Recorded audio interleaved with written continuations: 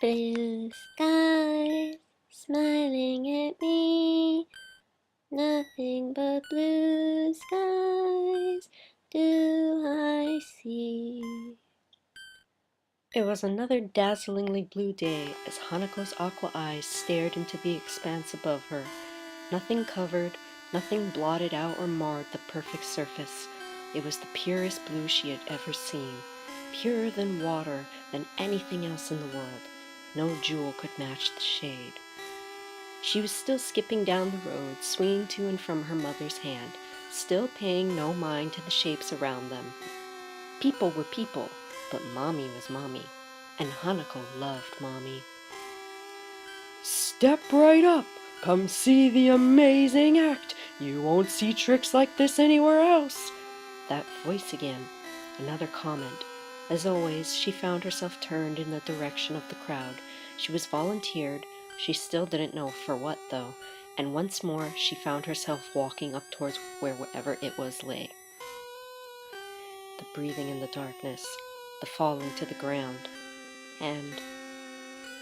I can move! I can move! Hanako jumped to her feet. This time she would explore and figure out where the heck she was supposed to be in this monstrous world. So far, all she saw was shadows. She placed her hands out in front of her before reaching out to her sides. Her right hand touched the cool stone. It was a ball. Bingo! Steadily, she began to make her way forwards, following the wall with her hand. There seemed to be nothing around her aside from the stone and ground.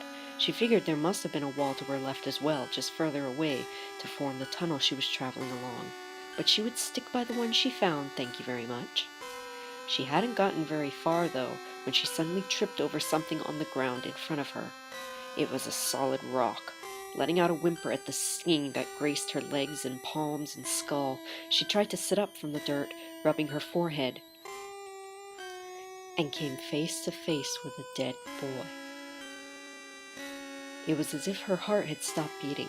She couldn't let out a single sound to express the terror she was currently feeling.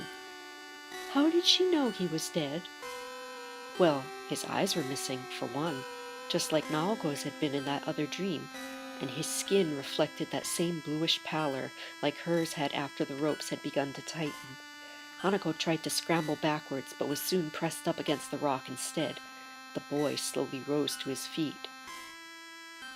"He calls for you. Can you hear it? It's been a long time." He took a step forwards, and then another. "We hear it." He waved a hand behind him, and Hanako was forced to drag her eyes over to see what other horrors lay in store. There, rising from the ground, were children.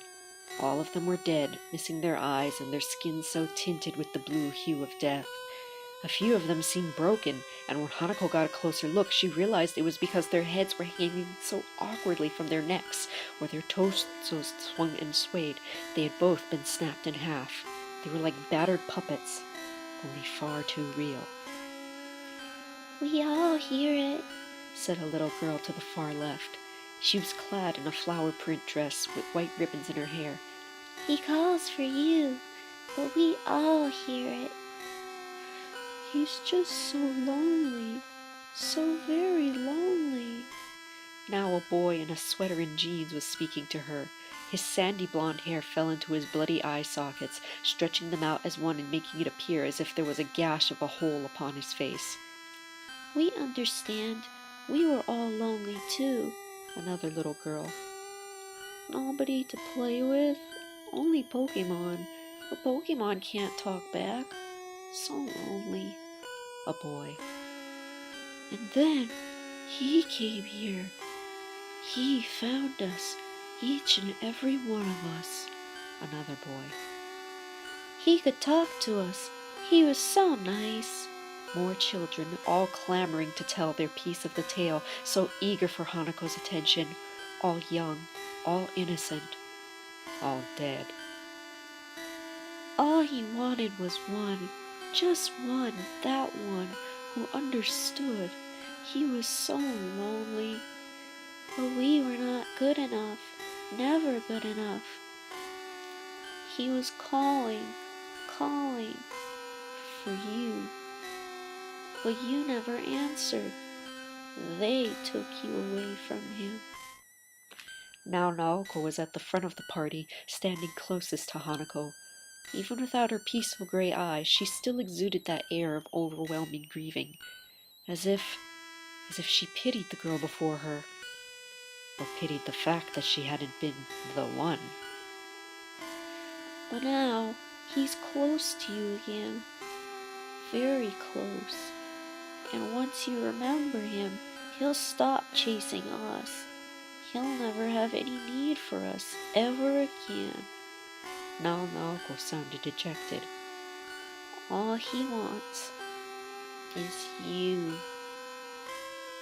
Then she began to creep closer towards Hanako until her face was but an inch away. The young woman was horrified as she was made to stare into the empty black holes upon the child's pale face. The blood dripped down her cheeks in dark, jagged lines, giving her the image of an eyeless, cracked porcelain doll. "Do you know what he did with my eyes? I don't need them anymore." And then another child crept over, repeating the same phrase, and then another, and then another, and another. Soon they were swarming Hanako, who was trying not to sob and scream and retch at being covered in dead and decaying children who had been murdered by someone, or something, who definitely had an unhealthy interest in her. Over and over again she heard their cries. "Do you know what he did with my eyes? I don't need them anymore. Do you know what he did with my eyes? I don't need them anymore. Do you know what he did with my eyes? I don't need them anymore.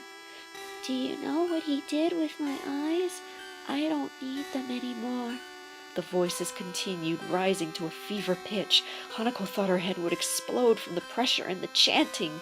Desperately, she tried to find something else to focus on, only to lock eye sockets with Naoko, who was directly in front of her. Her nose was practically brushing Hanako's own. "Do you know what he's going to do with her eyes? She won't need them anymore." Hanako woke up in a flash of light, the strangled scream finally bursting forth from her lips. "Shoo! It's so dark! Why aren't the streetlights working?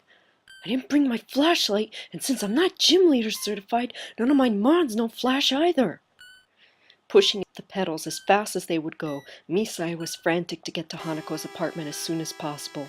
Something didn't feel right about this morning. The sun was nowhere close to rising, and all the lights were out as well.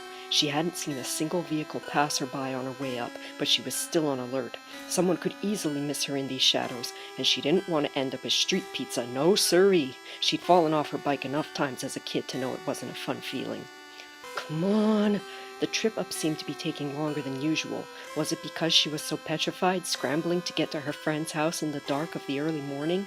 Maybe when you're excited, time slows down instead of speeding up like you need it to. Huh? In the distance, she heard the screech of tires. Someone had turned onto this street at long last. But it was okay. She was just a few houses away from Hanako's place. Just a little bit further. Geez, that car was getting louder. So much louder, in fact. Wait! Headlights! Shit! Misai tried to swerve at the last moment, but it was no use. The metal body of the car made contact with the frame of her bike before the curse had fully slipped out. She felt the impact, felt the pain, the agony, felt her body go flying. Everything was spinning. A god-awful squeal and a crash pierced through Hanako's hearing as she sat up in bed, stock still. There was no mistaking it. Someone had had an accident outside. She knew it was on her, being awake, to go check it out. Someone was probably injured, judging by the sound of the wreck. Sighing, she shook her head. What a way to start the day. Looks like I have another dream to tell Misai about, too. They're getting worse. As she left the room, Hanako took no notice of her blinking cell phone beside the bed. No. No. How could this happen? Why? It was now night time. Hanako was curled up on her bed, surrounded by her Pokemon. Her eyes were red and swollen, tears continuously trickling down from them. It had been so long, and she couldn't stop crying. She didn't know if she'd ever be able to stop crying. When she'd stepped out from her apartment and looked over the railing, she hadn't been expecting to see what lay there waiting for her. A sedan had driven up partially on the sidewalk, and the entire front of it was smashed in. Something had hit it pretty hard to leave a mark like that, or it had slammed into something with great force. Had it been speeding? A bit further away, in one of the few patches of dried grass in the city, was a mangled bicycle. Hanako rushed down the stairs. Amazingly enough, no one else had come down after that report. She guessed it was a case of somebody else will do it syndrome. She liked Saffron, really she did, but sometimes the big city could be so apathetic towards certain things. A figure staggered out from the driver's side of the car, bruised and bloody. He'd obviously hit his head pretty hard on the dashboard. I don't know. What happened? 1 minute I was driving, and the next, I'm here and... He fell to his knees, and Hanako rushed over to help. Oh shoot, I left my cell phone inside! But as she whirled around to look at the nearest house whose door she could knock on for extra assistance, she got a good look at the broken bicycle in the grass. Her eyes widened. She recognized this bike. It was red, with a bell, and a busted basket with Pikachu and Bulbasaur stickers on the front. It was Misae's. No! Hanako felt the color drain out of her face as she staggered over to it, not quite sure what to believe. As she stepped onto the pavement, though, just before the grass, she heard it. The short, abrupt sound of choking. And that was when she noticed the tree just a yard away, with the shadow hanging from its branches. Hanako fell to her knees. Misae was hanging among the leaves, her messenger bag caught in between the branches and the strap wrapped around her throat. Her limbs dangled limply, and Hanako knew, she knew in her broken heart, Misae was dead. Her best friend was dead. Dead like the children. No! No! No! Why? Why had this happened? Obviously Misae was on her way to see her, but then this! And why? Her brain wouldn't function right anymore. Hanako could only curl up on the ground and cry until someone else came out and happened upon the scene. And oh, what a scene it was. 3 months. 3 months since Misae had died in that bizarre incident. 3 months since Hanako had lost her only friend. The first thing that had happened were that her Pokemon were given back to her family, basically being the only remaining living tribute to her.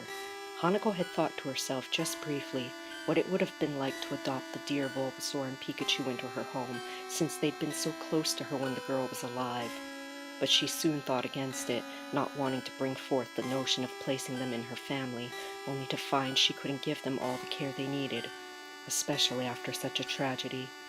Her decision would prove to be a wise one. It had circulated all over the school, and soon the city, in such a short time. She hadn't expected Saffron to come together so closely, but she was receiving condolences left and right from people who usually wouldn't have given her a second look. It was surprising, to say the least. But none of it, not a single bit of it, could ease the pain in her heart. It couldn't bring Misae back to life. What made it even worse was when she finally got around to checking her phone, and there were 2 messages on it from the deceased girl. She'd been on her way over with a breakthrough in her dream dilemma when that happened. Now, not only had she lost her best friend, but possibly the only link she'd had to solving the mystery. Or had she? There was one other alternative, one that Hanako hadn't wanted to consider before. But now, she had no choice. She had to ask her mother.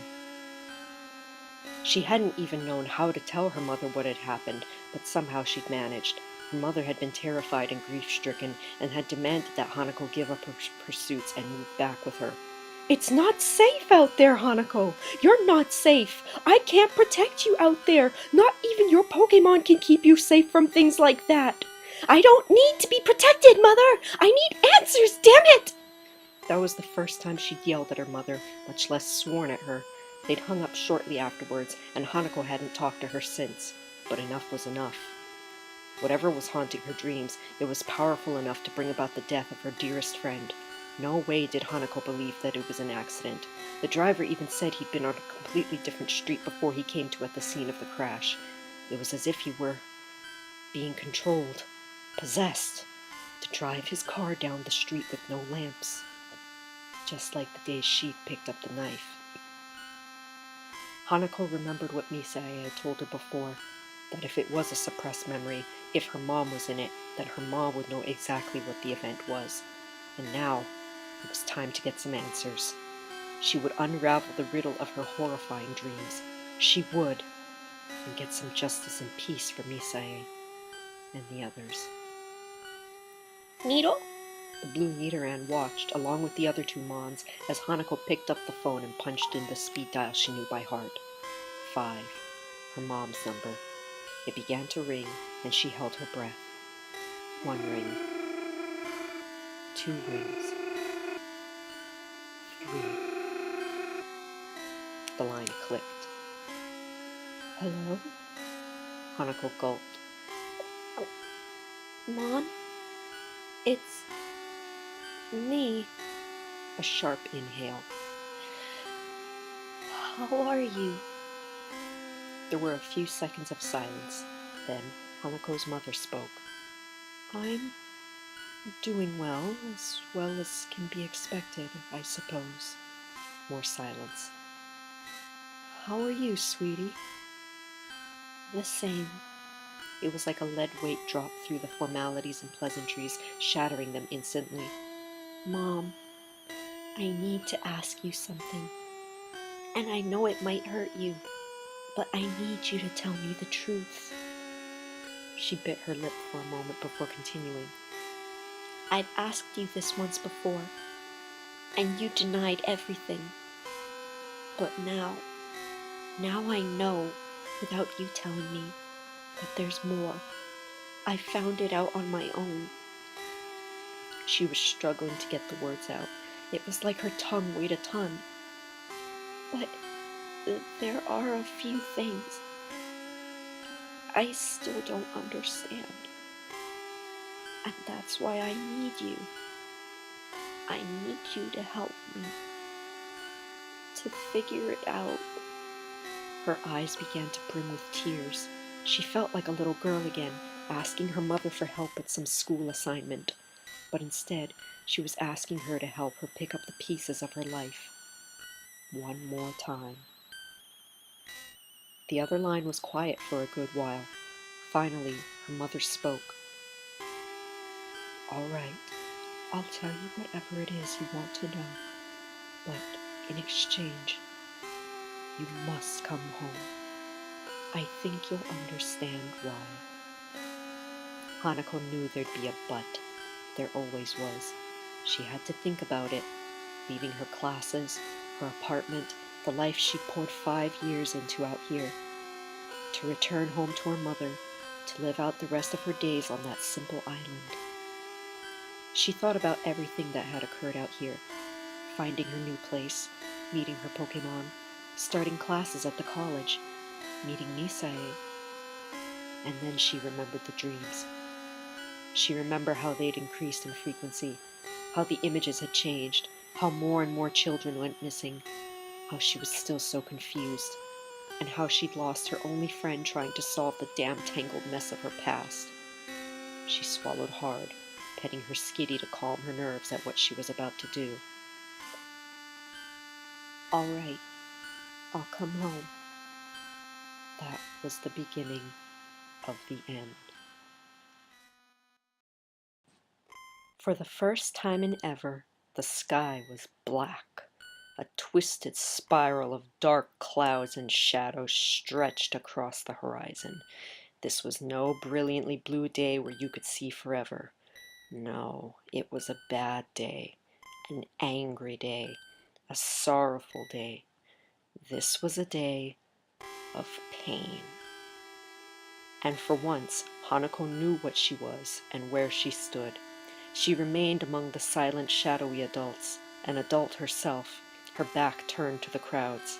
No longer did she hold her mother's hand. In the still of the dream, a pale figure came up to her. Hanako didn't need to turn around to know who it was. It was Misae. "He got you too.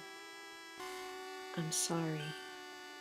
This wasn't the first time Hanako had seen the girl in her dreams since the murder. She no longer called it an accident. She called it as it truly was.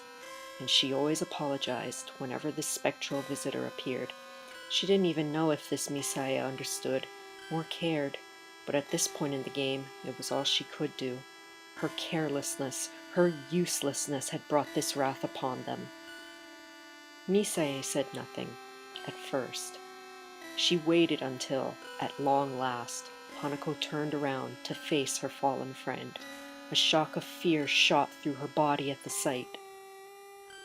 Maybe... Misae's body was mangled and bloodied, badly bruised where the car had slammed into it. Her head wobbled as the neck was broken. But that wasn't what had terrified Hanako. What had scared her were the two bloody sockets that gazed back at her, a sure sign of that monster's touch. She had woken up in a cold sweat, tangled in her blankets as she heard the last fading words from the lips of her friend. "Do you know what he does with our eyes?" It had been 2 weeks since Hanako had moved back in with her mother. Although she'd been gone for 5 years, it was virtually as if nothing had been touched or altered in that time. Her room was still as she left it, full of posters and pictures and plush figures from her childhood. A few comic sketches she'd posted on the walls from her days in high school. Not even the bed sheets had been altered. It was the same pattern, her berry print comforter with the matching pillowcases. She'd had those since she was at least in late elementary school. Thankfully, she hadn't had to give up her Pokemon, and although her mother wasn't exactly gushing over them, she seemed to handle them better now that she could actually see them. Senna, the family ferret, got along well with the trio, being much older and mellower in comparison with the others, but they didn't wear him out too much. They all seemed to like the more natural scenery, since it meant they could walk around more freely, not like in the city. Aside from the occasional bit of faded grass or lone tree, everything was built and paved. Out here, there was far more room to explore. But after what had happened in the city, Hanako had no desire to explore anything. She spent most of her time huddled up in her room, barely going out to eat or socialize. A few of the neighbors had commented on her return, but other than that, nothing. Her mother was her only human company. She had no friends on this little island. She knew the whole story now. Her mother had explained it to her that day over the phone. Everything, every last detail. When she'd been just 5 years old, her parents having split 2 years before, her mother had been raising her on her own in the island community. Everything had been going well until that one day. There was a hotshot trainer who'd been going up and down the islands with his newest acquisition, a hypno he had caught while looking for berries in the forest on their island. He had it trained, or so he thought, to perform basic magic tricks with its psychic powers. His shows, though small, spread by word of mouth. He had been back in their town one day, putting on a new street show. It had all been going well until Hanako and her mother had come along. The trainer had decided to try something new. Human hypnosis.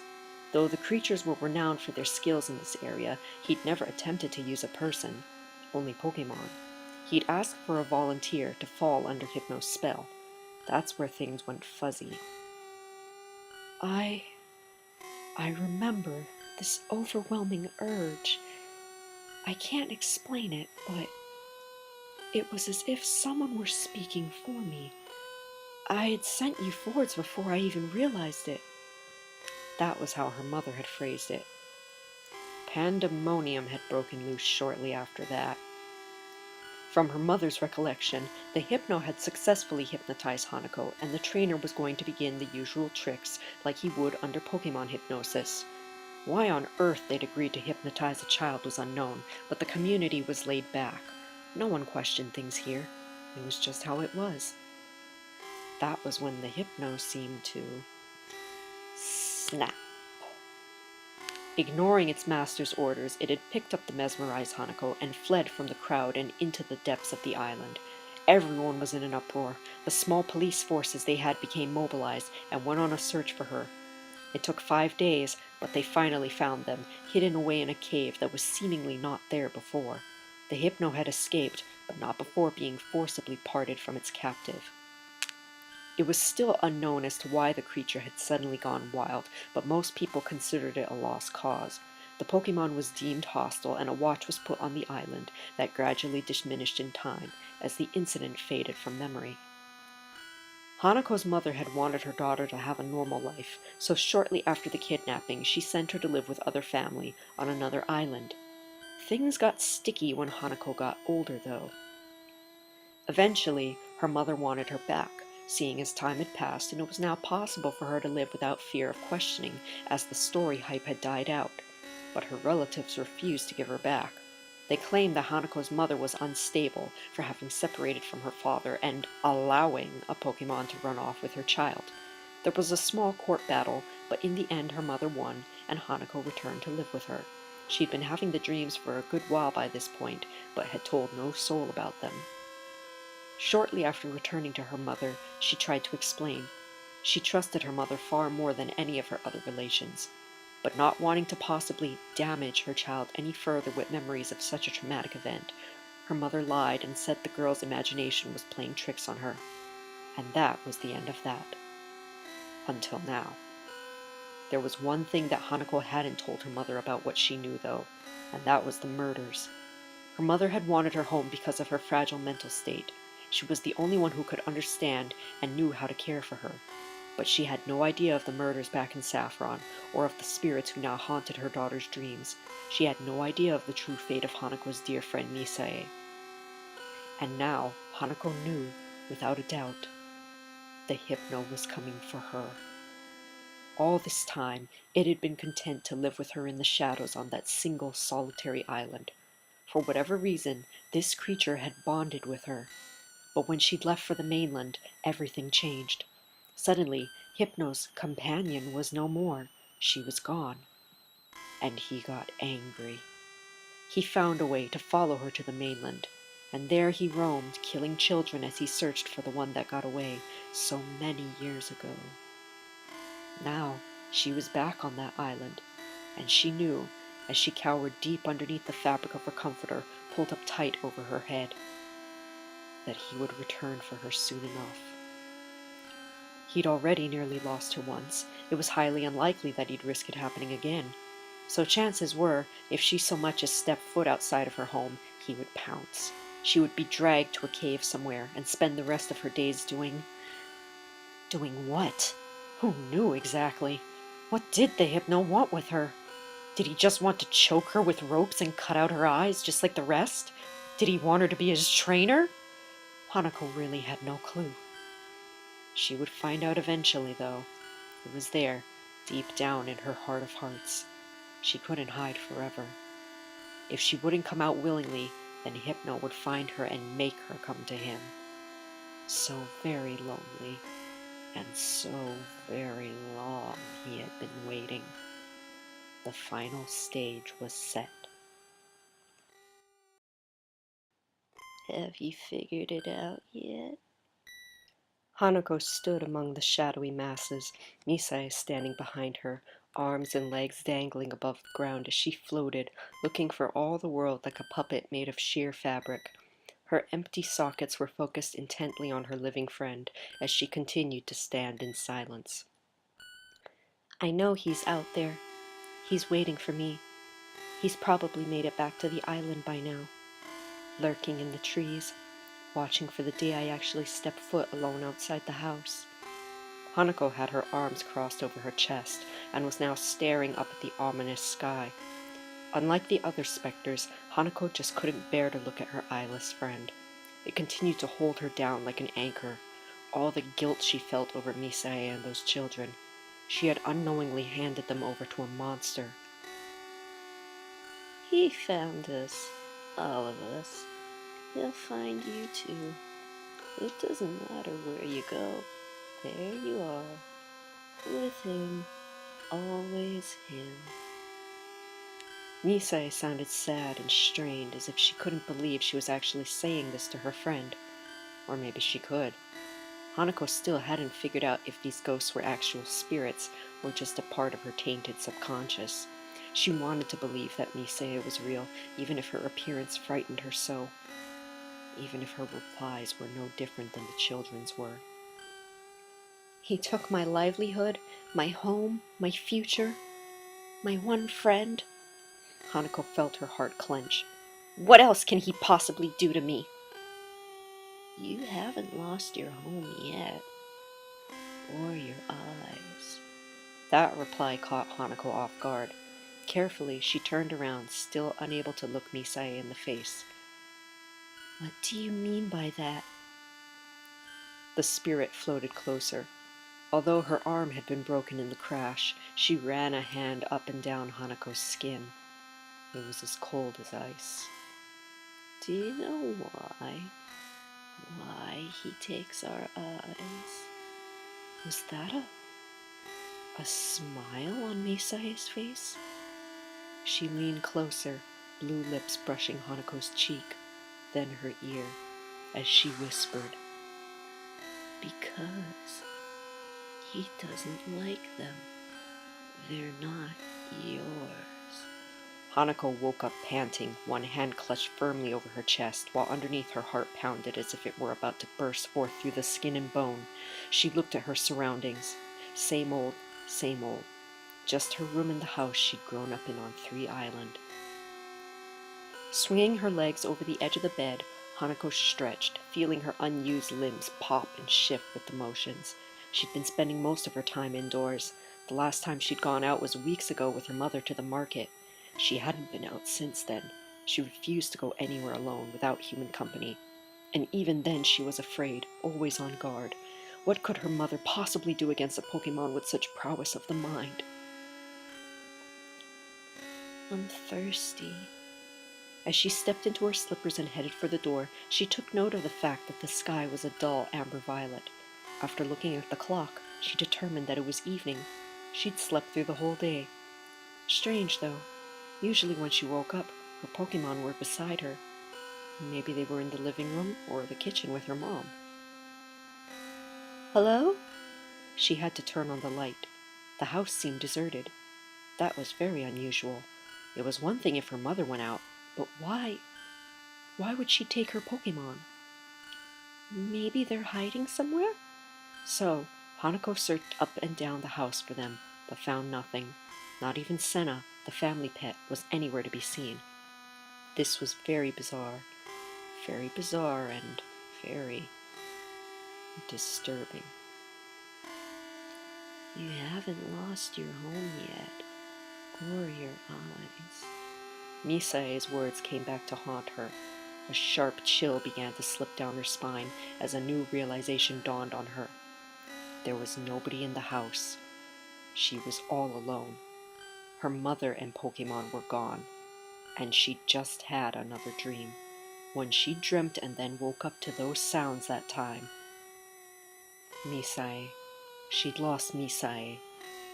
She wasn't losing anybody else. Grabbing a coat from her room and slipping into her sneakers, Hanako prepared to leave the house, clad in a knee-length nightgown. She didn't care how she looked. All she cared about was making sure her family was safe. It took a few moments of deep, steady breathing, but eventually Hanako was able to open the door and step outside. It closed behind her with a faint click. It had certainly gotten darker from the time she'd looked at the clock to now. A light breeze had begun to blow as well, wrapping around her bare legs, and she shivered. She hadn't even thought about grabbing a flashlight to see her way around. Aside from the few lights of homes and shops, the island was pitch dark at night. Shoot! Hanako wasn't sure which direction to go, towards the village or towards the forest. She wanted to believe, with all the hope she could muster, that for whatever reason her mother had simply decided to take the Pokemon out of the house without telling her. But she knew that wasn't the case. It was never as easy as that. Maybe she should go look for one of her neighbors. There was always safety in numbers, right? No, not really.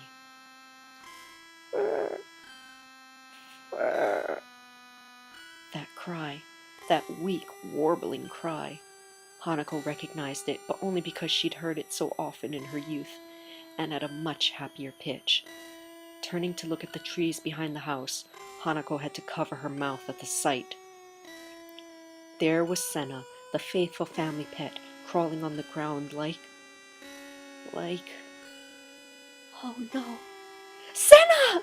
Hanako rushed over, already inwardly grimacing at what she would see. The ferret wasn't actually all that beaten up. It seemed more like he was exhausted, like he'd been on his feet for a very long time. But he was still in abject pain. His eyes, those cute little button eyes that had used to follow her around the room, were gone. All that was left were the bloody sockets. Hanako held back a sob. She truly didn't know if her pet would survive such an attack. She wanted desperately to take him to a Pokemon Center, but the only one on the island was too far away. She couldn't run all the way there and back to find out what happened to the rest of her family. Hypno happened. That was all she needed to know. Gently scooping up the battered animal into her arms, Hanako made a hasty decision. She placed Senna on the doorstep of the nearest house, which was a lot closer than the hospital, and knocked until she saw the porch light turn on and heard the sound of someone coming to answer. Running away, she crashed through the thick trees behind her home and began to trek. Somehow she knew that this was the right path. If she kept going, she would soon find her prize, her family, hopefully unhurt.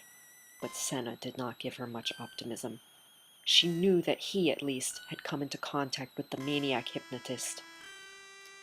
As she took another step through the thick bramble, she suddenly heard a sound. A familiar sound, one she'd known all too well for many sleepless years. It was the tick of a clock. She looked to her right.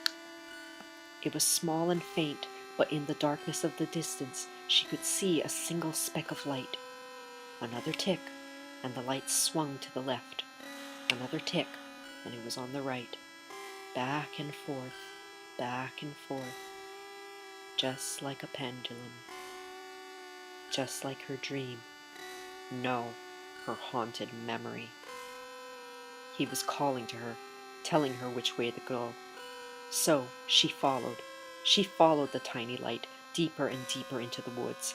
Branches scratched her skin, caught on her clothes, tore at them, left new bloody lines on her legs and face. But she didn't care. She had to find her mother.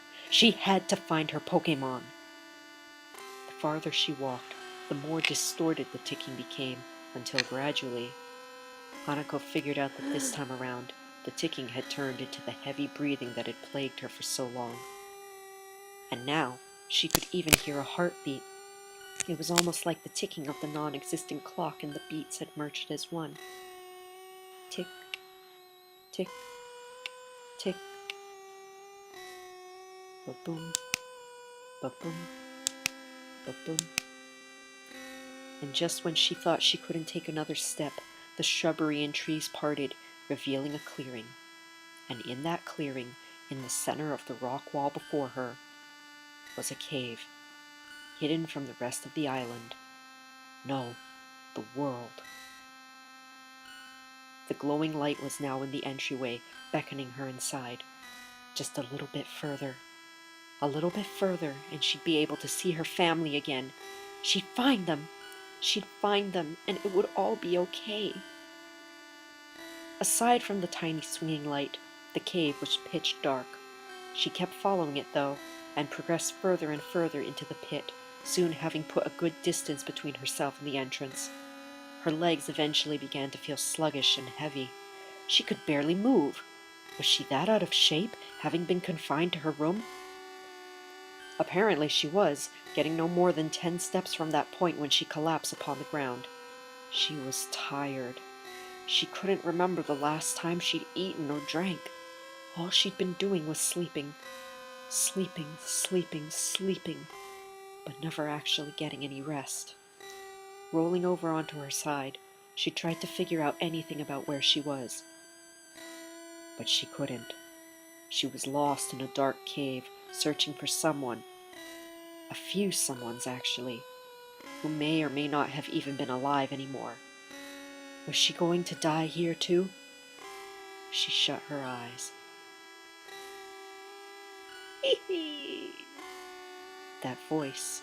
Someone else was in the cave with her. Her blood turned to ice. Was she dreaming? No, the pain in her body and the dirt in her nostrils was too real. This wasn't a dream. Someone was in the cave with her, and seeing that ghostly light begin to appear on the walls only served to confirm her suspicions. Hang on, the light seemed to illuminate something.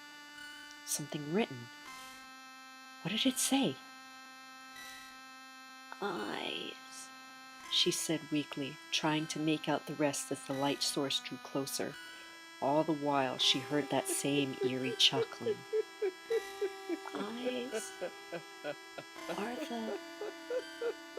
Eyes are the windows to the soul? Well, that wasn't very creepy. In fact, she'd heard this phrase many times as a child. Then the light grew wider. The words were repeated, the same phrase every time, in blood, until the very bottom, where it simply read eyes again and again in darkened block writing. And now the glowing figure was standing over her. Rolling onto her back weakly, Hanako finally came face to face with the monstrosity that had been dogging her for near to her whole life. Her vision swam as it knelt down to gaze upon her weary form. It was yellow in color, and not much bigger than her, she'd guess. It was human-shaped, but with high pointy ears and a large nose. It bore a fluffy white collar of fur around its neck, and in its one raised hand was a pendulum. Small and silver in color, it swung back and forth, so hypnotic.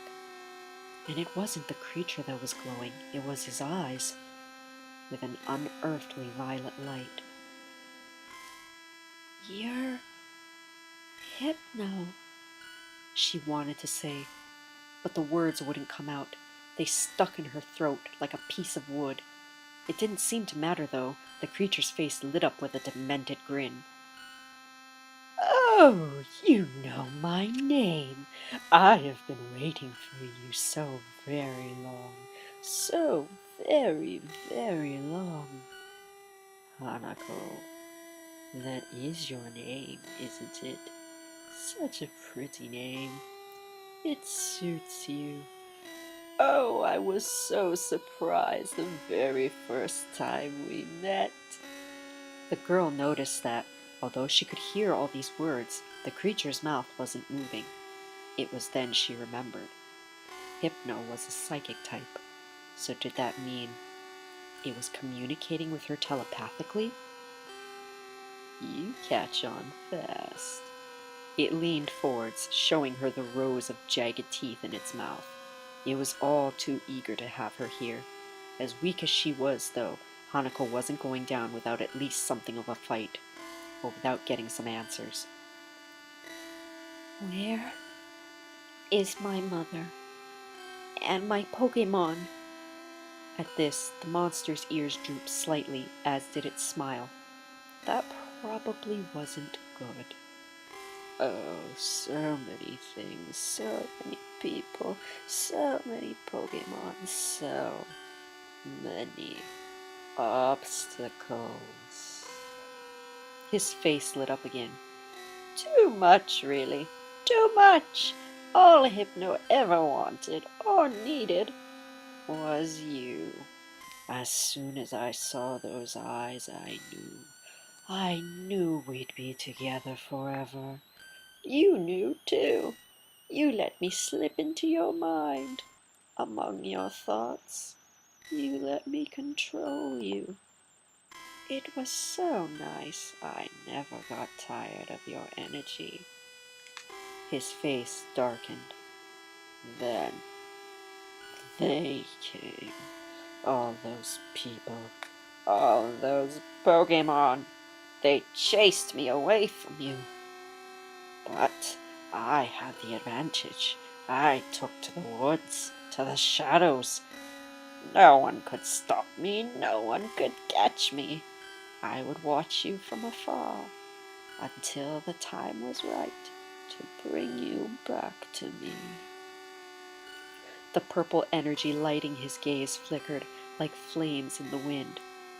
But one day, you were gone, vanished, disappeared.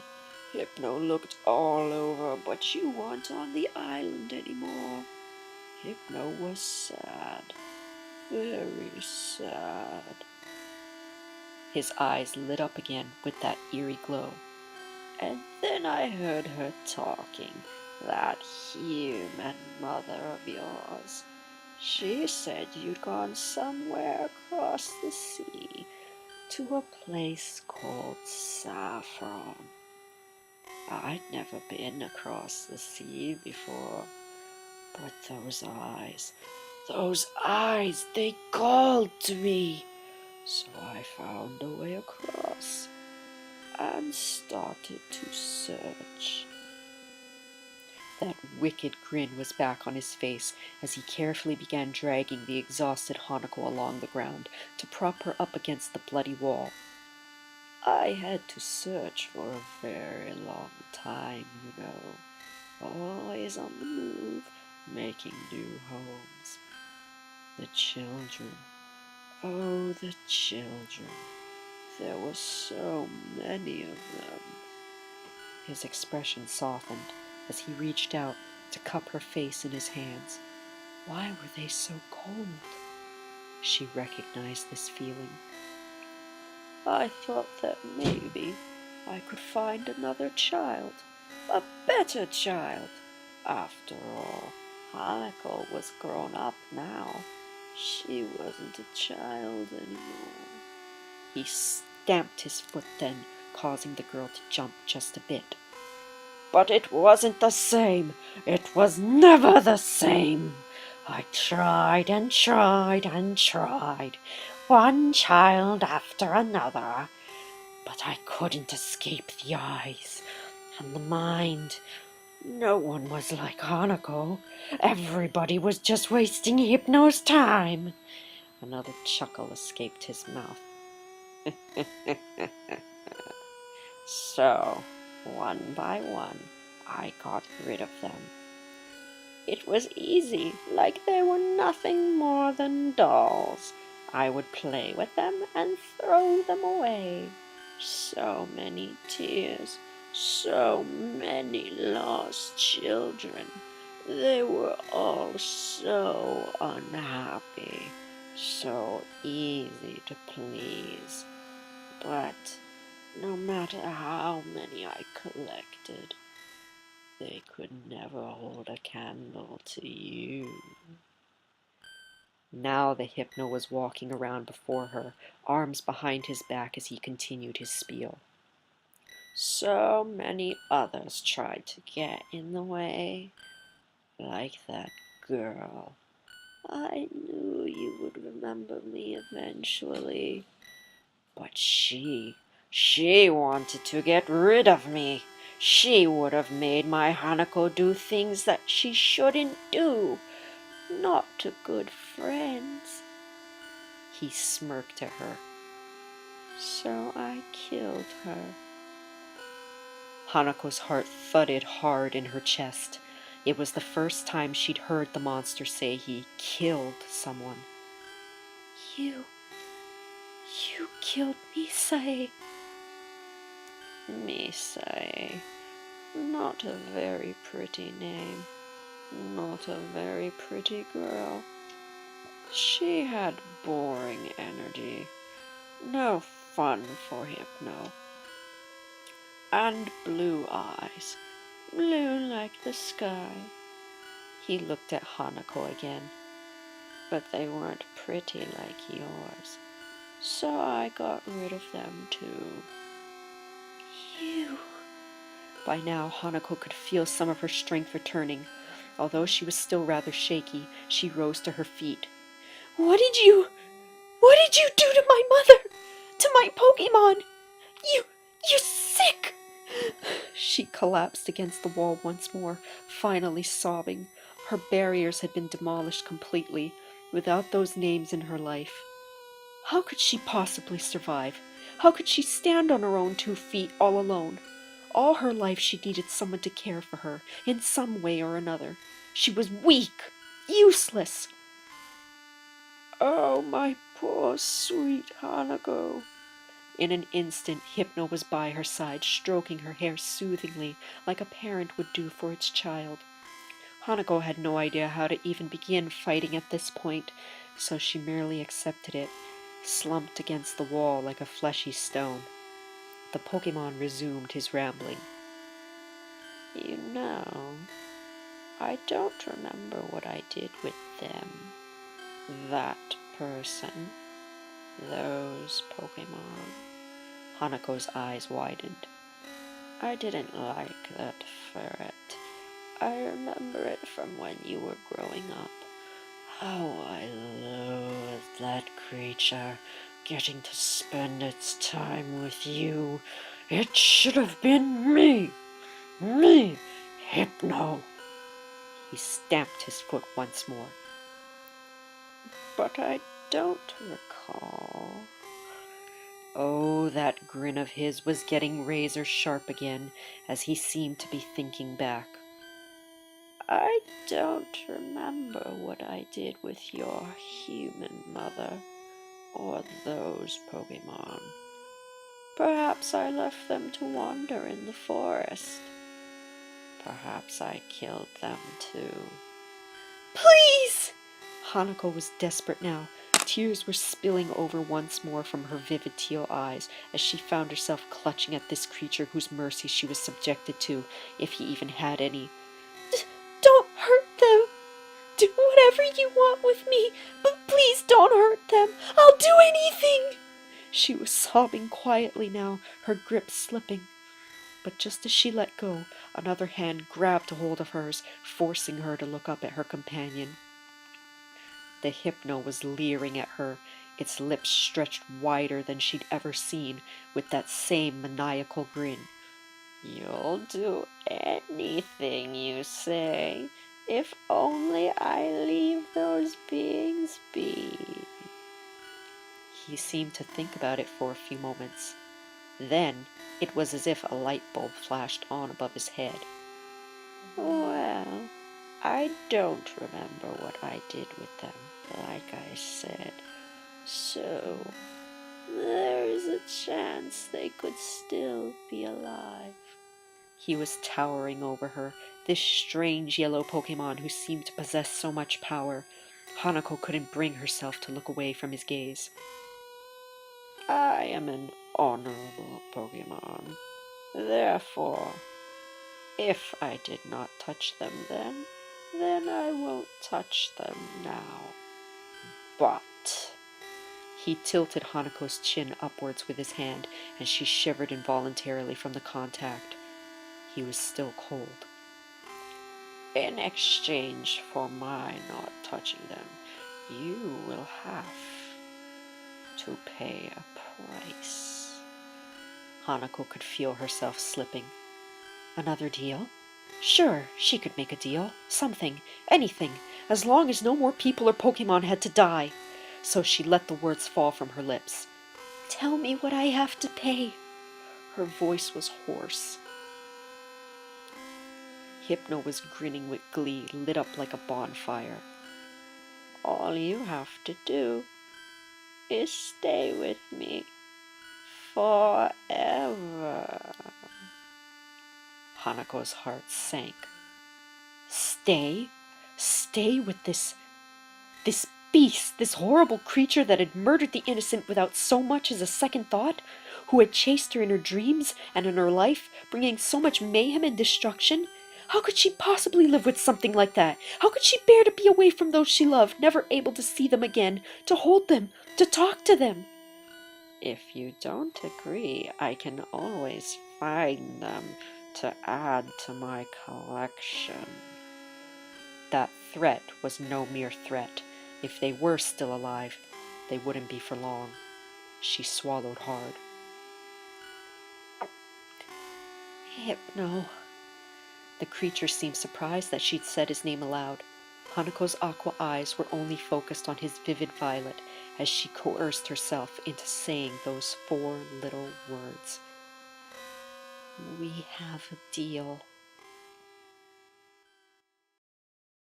Geez, it's been nearly 3 weeks already. How can a whole family disappear in the course of one day?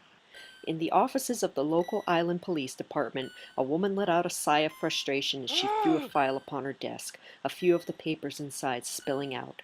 Beside her, her partner, a Bellossom, looked at her worriedly as she ran a hand through her hair before standing up to leave the room. Come on, Flora, let's take a break. The Pokemon chirped before following its owner out. It had been a long week, and it didn't seem like it was going to get better anytime soon.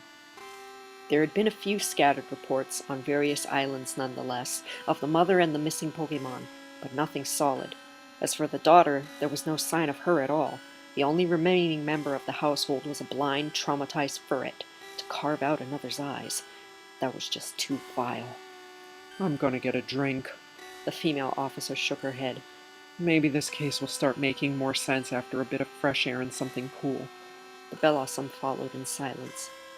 Just another day in paradise. Through the mazes of trees and bushes, hidden away far in the shadows, was a little cave. No humans had ever set foot inside of it. Well, aside from one. But she wasn't going to be telling any secrets. No, indeedy. In the deepest part of the cave, when illuminated with light, the faded writing on the stone walls would read, "Eyes are the windows to the soul," continuing down until eyes was the only word left. On the other side was a new phrase, written in fresh blood. Where it had come from was unknown. It spelled out, "I am running blind no longer." Underneath this cryptic message sat a lone hypno. It was humming to itself, a haunting sort of tune, and its eyes were fixated entirely on its lap. There seemed to be a mass there. On closer examination, it was a body. A living body, if you cared to check that far. A young girl with auburn-colored locks and an aqua-hued stare, wide open as she stared so lovingly into the gaze of that strange Pokemon who continued humming, pendulum in hand as it stroked the girl's hair. It was as if she were in a deep sleep, but her eyes were open. What was going on inside her mind, behind those wide ocean eyes? Come, little children, come with me. Safe and happy you will be. Away from home now, let us run. With Hypno, you'll have so much fun. Oh, little children, please don't cry. Hypno wouldn't hurt a fly.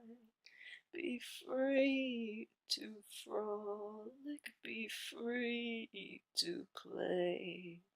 Come with me to my cave to stay. Oh, little children, please don't squirm. These ropes I know will hold you firm. Now look to me, the pendant calls. Back and forth your eyelids fall. Oh, little children, you cannot leave, for you your families will grieve. Mine's unraveling at the seams, allowing me to haunt their dreams. Do not wail and do not weep. It's time for you to go to sleep. Little children, you were not clever. Now you'll stay with